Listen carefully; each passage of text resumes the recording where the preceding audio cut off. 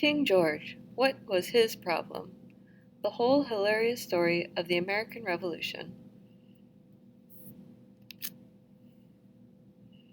Everything your school books didn't tell you about the American Revolution.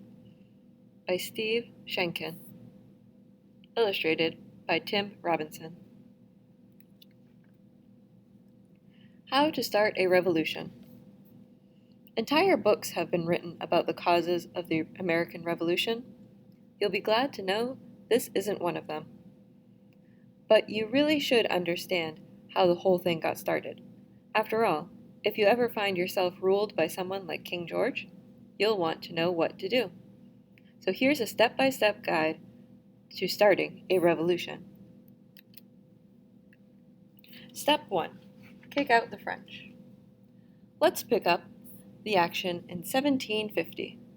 Britain, France, and Spain had carved up North America into massive empires, as you can see on the map. You'd think they'd be satisfied, right? But Britain and France both wanted to see their name on even more of the map. Let's face it, they both wanted the whole map. It didn't bother them that most of the land actually belonged to Native Americans. To Britain and France, this seemed like a good reason to fight a war. You can call it the French and Indian War or the 7 Years' War. Either way, the British won. Britain took over most of France's land in North America. For Britain, this was the good news. Step 2. Tax the colonists.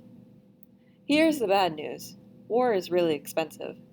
The British were left with a mountain of debt, and now they had to keep 10,000 soldiers in North America to protect all their new land. That's not cheap.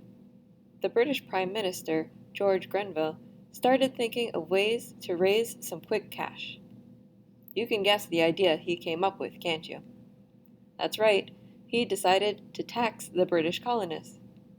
Grenville felt that the 13 colonies owed Britain the money. As he put it, the nation has run itself into an immense debt to give them protection, and now they are called upon to contribute a small share toward the public expense.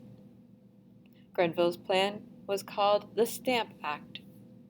When colonists signed any legal document or bought paper goods like newspapers, books, or even playing cards, they would have to buy stamps too.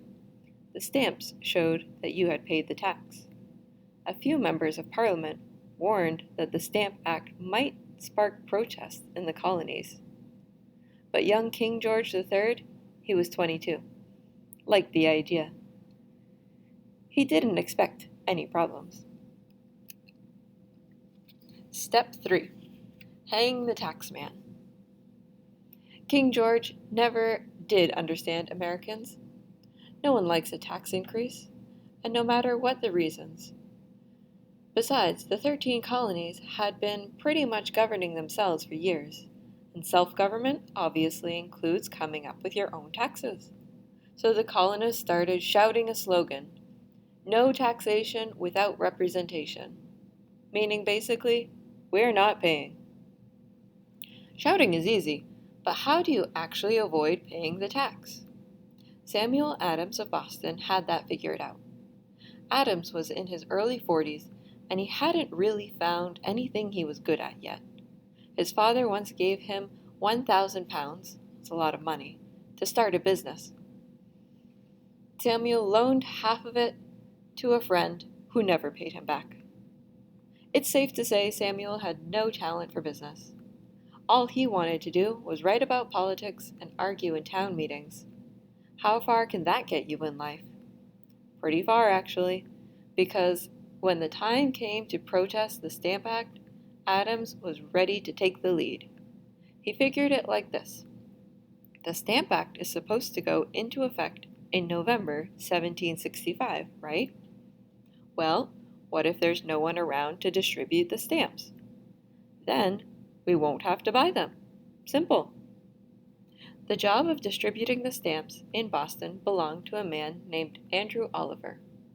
When Oliver woke up one morning in August, he was informed that a full-sized Andrew Oliver doll was hanging from an elm tree in town.